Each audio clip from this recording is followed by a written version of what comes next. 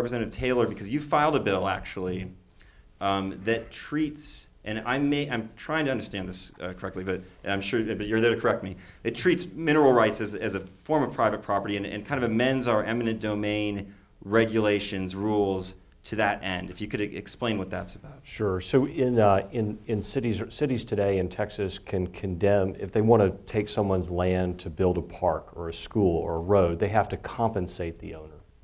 And I think that's a pretty well understood. Actually, eminent domain is in the Declaration, is in the U.S. Constitution. So it's a pretty old idea, really, from the beginning of this is a power that government should have. And Texas statute protects surface owners, but it does not protect mineral interest owners. And so what this bill would do is it would make cities have to condemn mineral interests if they want to make a decision of no drilling inside the city limits, which they can still do. I mean, there's no prohibition about the cities regulating the industry in any way they would so choose.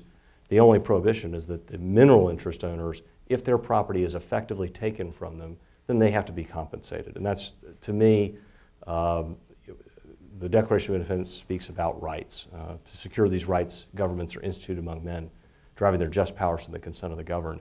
The essence of government, the reason that there's a pink building that we all go to and we serve in, is to protect rights. That's the purpose, the mission, the reason that government exists according to the Declaration of Independence, and that's how I operate legislatively. And I think that mineral rights are an important right that need to be recognized, and if they're going to be taken by a municipality, the person whose property is lost should be compensated. In short, I'm against confiscation without compensation. So are there cities or towns where where this has happened so far? Well, there are cities and towns where there is conflict, where the cities, generally, against drilling or trying to restrict drilling. And again, this bill doesn't stop them, but they're doing it without compensating the mineral interest owners. Although it could be quite pricey if you try to compensate. I mean, if you're that is yeah, and let's face it, the cities are in effect confiscating through their regulatory regime, they were confiscating very valuable assets from people. I mean, they're basically taking away their property and saying, we're not going to pay anything for it. And to me, that sort of strikes me as King George, sort of Revolutionary War, Tea Party. I mean, that's pretty serious stuff. Tea Party? Yeah. I'm curious. I know that, for example, in Fort Worth area, I think that they have a municipal ban on disposal wells within their city limits there. For a variety of reasons, concerns that were raised. In the absence of an overarching state kind of regulatory framework for the way that's handled, cities and municipalities, I guess, are left to their own devices. I'm curious, I don't know if any of the rest of you all have any kind of thoughts about that, but my question would be how expensive it might be to make a local government pay for all that money. It might make it prohibitively expensive then for local municipalities to pass those regulations. Well, you mentioned Tarrant County, Yeah. Fort Worth. Tarrant County is a great example. It's 34, I don't represent Tarrant County, so I can say this. They have 34 municipalities within the county. Each one of them has different rules on drilling. In fact, there's one community is completely outlawed any drilling.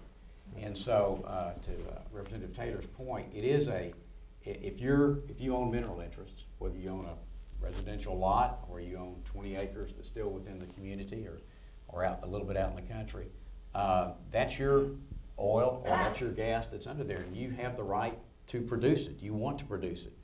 And if government is preventing you from producing it, then it's reasonable to talk about some type of compensation for that.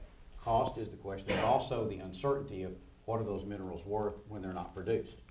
And so it gets very confusing, but one of the problems in the Barnett Shale has been with each city having its own rules, it's made it very, very difficult for a company to know what the costs are to go into drilling a well.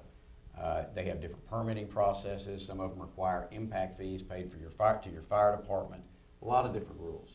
And it actually has helped push a lot of the drilling away from the Barnett Shale just because it's been difficult.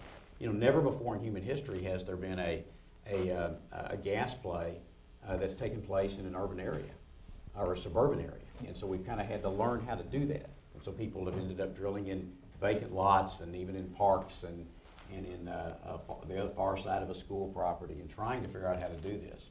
And there's been a lot of hard lessons learned, but at the end of the day, if you're the property owner and it's your property and you want to sell your natural gas or oil or whatever's under there, and you're being prevented from doing it, there's no question that that's some type of a taking. And I would agree with the legal principle that Representative Taylor talked about, that if there's going to be a taking, there should be compensation. But again, I agree with Representative King. How do you value what is underneath your property? And there may be water. How much water is there? Can you access it? What would it cost you to bring that water up, or oil or gas? And I think the burden is on the landowner in that instance to prove what the value is of those assets.